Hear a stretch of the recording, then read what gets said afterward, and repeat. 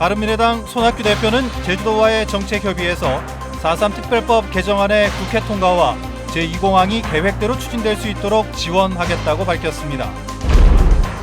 고희범 제주시장이 봉계동 주민들에게 사과하고 쓰레기 반입 저지를 철회해달라고 호소했습니다. 주민들을 설득하지 못하면 쓰레기 대란이 현실화될 우려가 커졌습니다. 난폭 운전에 항의하는 운전자를 보복 폭행한 영상이 빠르게 퍼지고 있습니다. 경찰의 늦장 대응도 논란에 휩싸였습니다.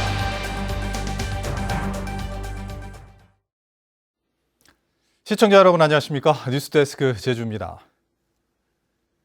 바른미래당 지도부가 오늘 제주를 찾아 제주도와 정책 협의에 나섰습니다. 손학규 대표는 제주 제2공항 등 제주역 현안 해결을 위해 적극 지원하겠다고 약속했습니다. 보도에 오승철 기자입니다. 손학규 대표와 문병호 최고위원, 최입의 정책위원장 등 바른미래당 지도부가 제주를 찾았습니다. 제주도와의 정책협의회에서 원 지사는 국회에 계류 중인 4.3 특별법과 제주특별법 개정안이 올해 안에 처리될 수 있도록 협조를 요청했습니다. 제2공항과 제주시랑 건설, 농산물 해상운송비 지원 등 지역 현안 해결에 대한 관심과 지원도 부탁했습니다. 우리 바른미래당에서 심도 있는 심의와 함께 국회 심의 과정에서 제주도에 큰 힘을 실어주시기를 부탁을 드리겠고, 손 대표는 당 차원의 지원 의지를 밝혔습니다. 제2공항은 바른미래연구원에서 여론조사를 통해 필요성이 확인된 만큼 적극적으로 지원하고 특별법 개정 등에도 힘을 싣겠다고 약속했습니다. 제주특별법 개정안, 또 4.3 특별법 개정안 이런 데 대해서 저희도 많은 관심을 갖고 있습니다. 잘 되도록 노력을 하겠습니다. 원 지사에게 중앙정치 복귀를 제안하는 러브콜도 보냈습니다. 제주도 잘 행정을 잘 하시지만은 또 중앙에 와서 여의도에 와서 나라를 구하는데 큰 역할을 해주실 것을 부탁드리겠습니다. 원 지사는 이 같은 제안에 대해 다른 정당들과도 정책 협의회를 하고 있다며 확대 해석을 경계했습니다. MBC 뉴스 오승철입니다. 쓰레기 처리 대란이 현실화될 우려에 처했습니다. 봉계동 주민들이 오는 19일부터 쓰레기 반입을 막겠다고 선언하자 고희범 시장이 계획을 철회해달라며 호소하고 나섰는데요. 문제는 주민 설득 외에 쓰레기 대란을 막을 대책이 없다는 겁니다. 김항섭 기자의 보도입니다. 봉계동 주민들이 오는 19일부터 봉계 매립장 쓰레기 반입을 막겠다고 선언한 지 이틀째. 고희범 제주시장이 반입 저지만은 말아달라며 호소하고 나섰습니다. 공사가 늦어져 2021년 10월까지 음식물 쓰레기 처리 시설을 이설하겠다는 봉계 주민과의 약속을 지키지 못하게 됐다고 사과하고 악취 문제를 해결할 테니 반입 저지만은 철회해달라고 읍소했습니다. 어디에 임시로 야적하거나 할 수 있는 방법이 찾기가 쉽지 않습니다. 다른 방법이 없고 봉계동 주민들의 이해와 협조를 구하는 노력을 다하겠습니다. 봉계 주민과 약속했던 매립장 내 압축 쓰레기와 폐목재 처리도 서두르겠다고 밝혔습니다. 제주시는 오는 11월까지 봉계동 쓰레기 매립장 내 압축 쓰레기와 폐목재 32,000톤을 처리하겠다는 계획이지만 압축 쓰레기에 수분이 많아 고형 연료화하기가 어렵다 보니 업체 선정 자체가 쉽지 않을 것으로 예상됩니다.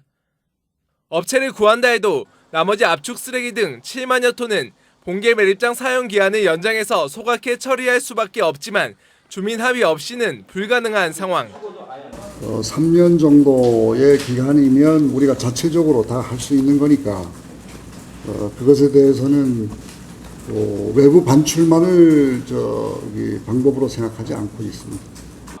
제주시의 읍소에 봉계동 주민들은 아직 어떠한 입장도 내놓지 않은 채 취재진과의 연락도 닿지 않고 있습니다. 수년째 쓰레기 대란을 우려하고 있지만 정작 봉계동 주민 설득 외에는 다른 대책을 마련하지 못하는 행정의 무기력한 대응에 불신만 쌓이고 있습니다. MBC 뉴스 김항섭입니다. 도두 하수처리장 현대화 사업에 국비 1,865억 원이 지원됩니다.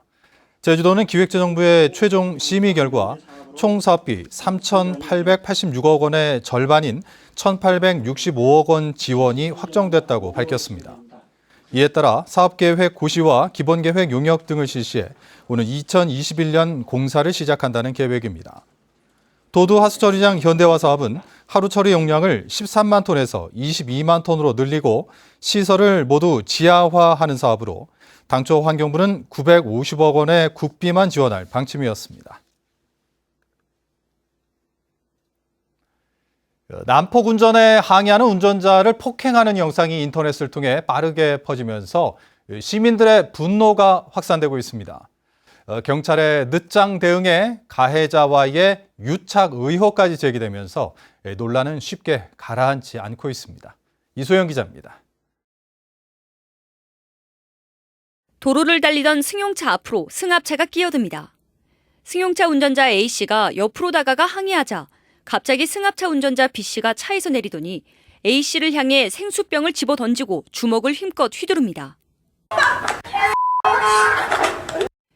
B씨는 이 같은 상황을 촬영하던 피해자 부인 휴대전화까지 빼앗아 멀리 던진 뒤 현장을 빠져나갑니다. 중한 범죄만 구속시키는 게 아닙니다. 이런 일이 다시는 일어나지 않도록 해야 되겠다라는 일벌 100개가 필요할 때 구속시켜야 되는 겁니다. 담당 수사관은 별거 아닌 걸로 생각한다는 것 같습니다. 해당 영상이 온라인을 통해 급속히 퍼지면서 청와대와 제주지방경찰청 게시판에는 B씨를 당장 구속하라며 경찰과 가해자와의 유착 의혹을 제기하는 글들이 쇄도하고 있습니다. 경찰은 B씨를 폭행과 재물손괴 혐의로 입건했다며 피해자 조사 뒤에 증거인멸과 보복운전, 특수상해 혐의 등을 추가 적용할지를 검토하겠다고 밝혔습니다. 또 피해자 조사 없이는 영장도 기각될 가능성이 높아 다음 달 피해자 조사 뒤 영장 신청 여부도 결정하겠다는 입장입니다. 피해자는 지금 해외 출장이랄지 개인 업무가 바쁘신 분이라서 피해자 조사나 일정을 잡기가 조금 어려움이 있었습니다. 피해자 조사를 진행을 하고 법이 허용하는 데에서 엄정하고 강력하게 수사를 진행할 예정입니다. 하지만 블랙박스 영상을 통해 폭행이나 도주 장면, 휴대폰을 던져 증거인멸을 시도한 모습까지 모두 확인했는데도 사건이 발생한 지 보름이 지난 19일에야 가해자를 입건하면서 논란이 일고 있습니다. 특히 사건을 담당한 경찰서가 고유정 사건으로 부실 수사 논란을 빚은 제주 동부경찰서라는 사실이 알려지면서 늦장 대처에 경찰의 유착 의혹까지 논란은 확산되고 있습니다. MBC 뉴스 이소연입니다.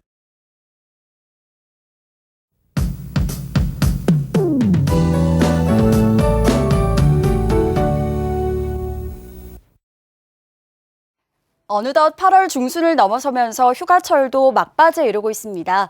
이대로 여름밤을 보내긴 아쉽지 않으신가요? 여름밤 음악과 함께 해보면 어떨까요? 매주 토요일 저녁 7시 30분 세연교에서는 세연교 콘서트가 열립니다. 음악 공연과 함께 마술쇼 같은 2세 컨텐츠도 선보인다고 하니까요. 참여해보시면 좋을 것 같습니다. 토요일인 내일은 맑은 날씨를 보이겠습니다. 맑은 하늘에 일사가 더해지면서 낮 최고 기온이 32도까지 치솟아 매우 덥겠고요. 일요일에는 새벽 한때 비가 오다가 그친 후 구름 많은 날씨를 보이겠습니다. 주말에 자외선 지수가 매우 나쁨 단계까지 오르겠습니다. 나들이 계획 있으신 분들은 자외선 차단제를 꼭 발라주셔야겠습니다. 다음은 자세한 지역별 내일 날씨입니다. 내일 아침 기온은 북부와 남부, 서부가 25도를 보이겠고 동부가 24도로 예상됩니다. 낮 최고 기온은 북부가 32도까지 오르겠고 남부와 동부는 31도, 서부는 30도를 기록하겠습니다. 바다의 물결은 제주도 남쪽 먼바다가 1에서 2m로 비교적 잔잔하게 일겠습니다.